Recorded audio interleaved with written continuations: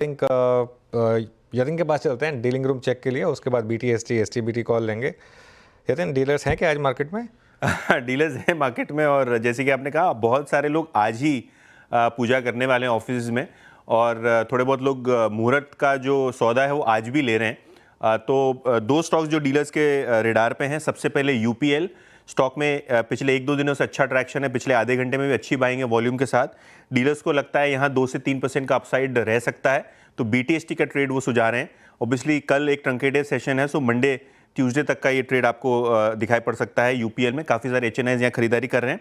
इसके अलावा महिंद्रा एंड महिंद्रा, ये भी एक स्टॉक है जो डीलर्स को पसंद है, जहाँ उनको लगता है कि FI की जो सेलिंग थी काउंटर में वो शायद एब हो गई है, ख़त्म हो गई है, और डोमेस्टिक म्यूचुअल फंड्स की खरीदारी के चलते ये पोजिशनली 2900-3000 तक के टारगेट्स आ सकते हैं। तो दोनों ही UPL और M&M, ये दोनों स्टॉक्स पे डीलर्स की आज नज़र है। ओके, दोनों पर डीलर्स की नज़र रहेगी। यतिन, शुक्रिया। और अब मंडे को अगला डीलिंग रूम चेक होगा। अब चलते हैं BTST STBT ट्रेड्स के लिए। शिल्पा जी, क्या कैरी कर रहे हैं कल के लिए, मंडे के लिए? जी, अनुज जी, मुझे लगता है कि हिंद पेट्रो पे ध्यान देना चाहिए। HPCL BTST या 1-2 दिन के लिए मुझे लगता है अच्छा ट्रेड है। 380 पे सपोर्ट है, यहीं पे स्टॉक hovering अराउंड, तो 375 का स्टॉप लॉस, और यहाँ पे मुझे लगता है टारगेट 405 से 420 आपको बहुत क्विक आ सकता है। ओके, शिल्पा जी का ट्रेड हो गया HPCL 380-160 पर। मानस, आपका ट्रेड?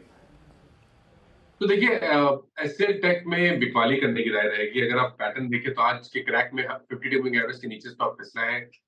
मेरे ख्याल से यहाँ पर गिरावट बढ़ सकती है, इसलिए एचसीएल टेक के नवंबर मंथ के फ्यूचर में बिकवाली करने की राय रहेगी। स्टॉप लॉसेस 1801 के रहेंगे और टारगेट रहेंगे 1725 के। अभी 1776 चल रहा है नवंबर मंथ का फ्यूचर। वेस्ट ऑफ टाइम ना वो तो खैर HCL टेक में आपके लिए एक अपॉर्चुनिटी, लेकिन ये सेल साइड की अपॉर्चुनिटी है। प्रशांत, बताइए आपका ट्रेड क्या रहेगा?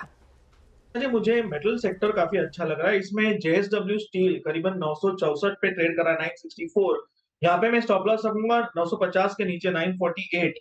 जो टारगेट मेरा होगा वो होगा 990, 990 से लेके 995, 995।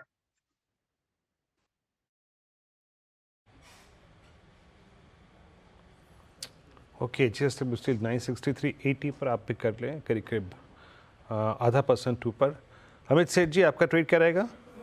जी विरेंद्र जी, TCS पे एक शॉर्ट कॉल रहेगा। वैसे भी TCS पूरे सेक्टर को अंडर परफॉर्म कर रहा था जब बाकी स्टॉक्स अच्छा कर रहे थे, TCS वाज वीक। इसने अपना 200 EMA ब्रेक कर दिया है, एक चैनल छोटा सा यहाँ पे ब्रेक हुआ है। TCS लगभग फ्यूचर्स में 3972 का प्राइस है, इसे शॉर्ट करें फॉर अ टारगेट ऑफ 3900, और स्टॉप लॉस लगभग रहेगा 4010 रुपए के। तो ये फिलहाल आपके लिए एक और ट्रेड आपकी स्क्रीन पर आता हुआ। गाबा जी, बताइए आपका क्या प्लान है? तेजी का ट्रेड या फिर मंदी? तेजी का स्टॉक जो मैंने 2 बजे दिया था, ग्रैन्यूल्स इंडिया, वो लगभग टारगेट अचीव हो चुका है। मुझे अब तो उस समय एग्रेसिव कॉल था, अब ब्रेकआउट मिला है। ग्रैन्यूल्स इंडिया में ट्रेड करा है 570 में, स्टॉप होगा 560, 364 का टारगेट 580 टू 590, ये जोन है, वहां पे जा सकता है।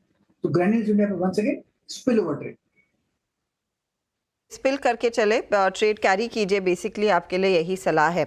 अच्छा, HCL टेक इस समय टॉप लूजर है, इस पर एक शॉर्ट कॉल कैरी करने की सलाह। TCS 3% फिसल चुका है, उसको भी शॉर्ट साइड पर कैरी करने की सलाह इस समय आपके लिए आई है। सन फार्मा थोड़ा सा रेजिलिएंट था, लेकिन वो ऊपरी लेवल से अच्छा खासा फिसल गया है पिछले आधे घंटे में, तो ये भी थोड़ा सा सॉफ्टर साइड पर ही क्लोज दिखा रहा है।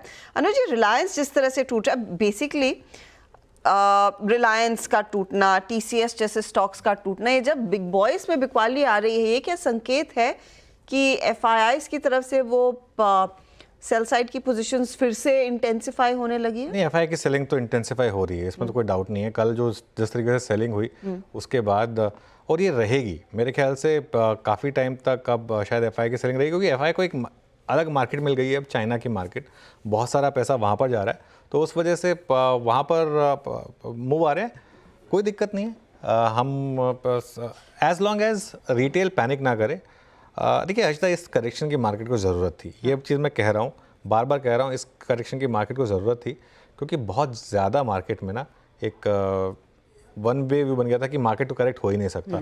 By the way, mid cap और स्मॉल कैप देखिए कैसे बंद हो रहे हैं। एक बार स्मॉल कैप पर अभी मेरी नज़र गई, एक बार निफ्टी का स्मॉल कैप लेकर आइए, ये मिड कैप था, स्मॉल कैप देखिए डे हाई पर बंद हो रहा है, और एकदम से पंख लगे हैं स्मॉल कैप में।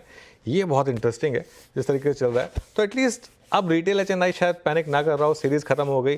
मैं बार बार कह रहा हूँ मंडे को एक बार व्यू लेंगे कि मार्केट में अब बॉटम बना या नहीं बना, लेकिन FI के सेलिंग तो मुझे लग रहा है कुछ टाइम तक हमको झेलनी पड़ेगी। लेकिन क्योंकि आपने सोमवार मेंशन किया और अगले हफ्ते वो ऑफ कोर्स US इलेक्शन वाला फ्लेवर आ जाता है, क्या वॉर ड्रैग कर सकता है सेंटिमेंट को, या we'll have to take it as it comes? I think अब हमारे लिए ना ज़्यादा इंपॉर्टेंट हमारा इलेक्शन है, महाराष्ट्र का इलेक्शन, क्योंकि हरियाणा के बाद एक होप जगी है कि अब महाराष्ट्र में भी अगर बीजेपी अगर कुछ कमाल दिखा दे, वहाँ से अगर थोड़ा डिसअपॉइंटमेंट हुआ तो आई थिंक वो थोड़ा सा ज़्यादा बड़ा डिसअपॉइंटिंग होगा।